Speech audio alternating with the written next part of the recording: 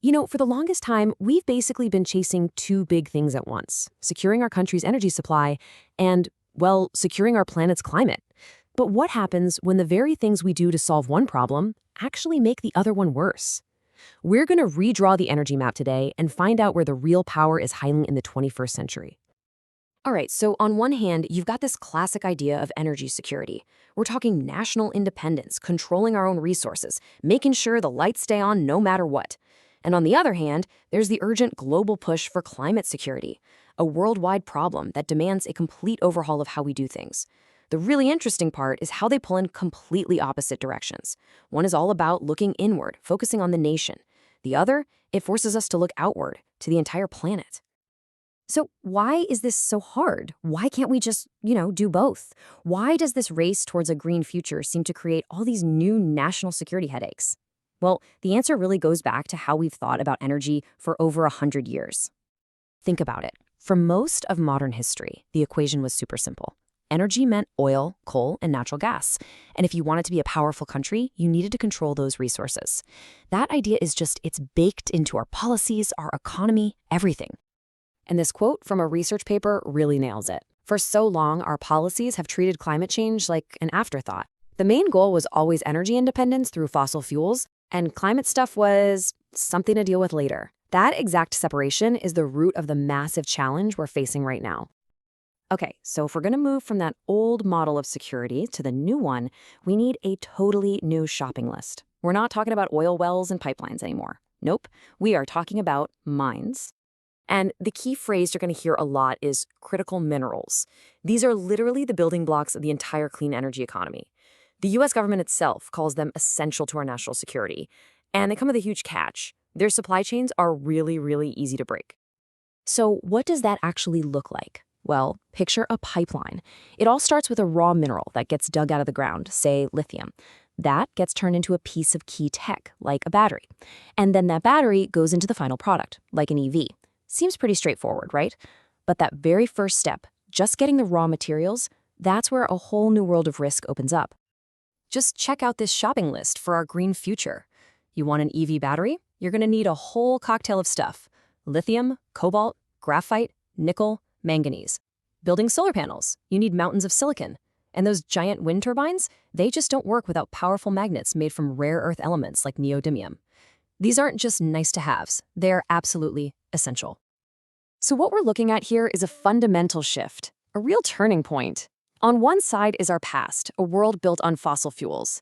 On the other is the future, a world that runs on these mineral-heavy technologies. We are literally trading one kind of dependency for a totally new one. Which leads us to the billion-dollar question. If these minerals are the new oil, then where are the new oil fields? And maybe more importantly, who has them? Okay, get ready for this number: 43. Out of 50 minerals that the U.S. government has officially labeled as critical, we are more than 50% reliant on other countries for 43 of them. That is a staggering level of dependence. And if you thought that was bad, it gets even more stark. For 14 of these absolutely essential minerals, we have zero domestic production. Zilch, nada. We are 100% reliant on imports for the very foundations of our clean energy future. All right, to really get a grip on this, let's just pick one example: silicon. It's the key ingredient in almost 90% of the world's solar panels. It's not that it's rare in the ground, but who actually produces it? Well, that tells a very different story. Just look at this chart. It says it all. In 2022, the U.S. produced about 310,000 metric tons of silicon. That same year, China produced 6 million metric tons. That isn't just a gap, it's a canyon. When one country has that much control over a foundational piece of technology for the green transition, it creates enormous geopolitical leverage. It becomes a powerful political tool, and it leaves countries like the U.S. incredibly vulnerable. So as you can imagine, this new reality has kicked off a huge, and I mean huge, debate in Washington. How in the world do we build a clean energy future without just swapping our old energy dependence for a new and maybe even riskier one? It is a messy, complex conversation, and the stakes could not be higher. So one side of the argument is all about American innovation. It's an optimistic view. As one witness, David Sandelow, put it in a Senate hearing, this is basically a technology race. And with the right policies and investment from the government, it's a race the U.S. can and absolutely should win. But on the other hand, you have major industries sounding the alarm. The American Iron and Steel Institute, for instance, is worried that big federal mandates will just drive up energy costs for manufacturers. That could make it a lot harder for them to compete with companies overseas that don't have to play by the same rules. And then there's the part of this that gets really personal, the human cost. During that same hearing, Senator Corker made a really sobering point. When you have these rapid economic shifts, it can be absolutely devastating for real people and their families. He even brought up an article linking job loss directly to higher death rates.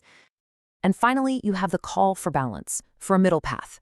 Senator Manchin made the case for finding a way forward that doesn't just abandon our abundant, traditional resources like coal, or the communities that were built around them. It's really a plea to not pick winners and losers while we try to build this new energy system. So when you put it all together, where are we? We're right in the middle of this massive global reshuffling. We are quite literally redrawing the world's energy map. The problem itself is pretty clear. But the solution? Well, that's the great puzzle of our time.